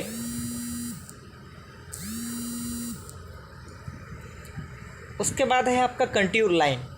पहला तो आपका हेडिंग था कंटूर, और उसके बाद है कंट्यूर लाइन आखिर किसे कहते हैं, तो वो है आपका the nature of ground surface can be shown can plan by drawing the lines which represented the elevation of various point on the ground, and a line joining the point of same elevation is known as contour line. Okay, and a contour line thus intersect the ground surface at the point of same elevation. यानी जो एक contour line होता है वो intersect करता है ground को same point पे, यानी काटता है उसे। तो और a map or a plane representing a three-dimensional picture of the ground with the help of contour line is called contour map। यानी contour map किसे कहते हैं, ये हो गया।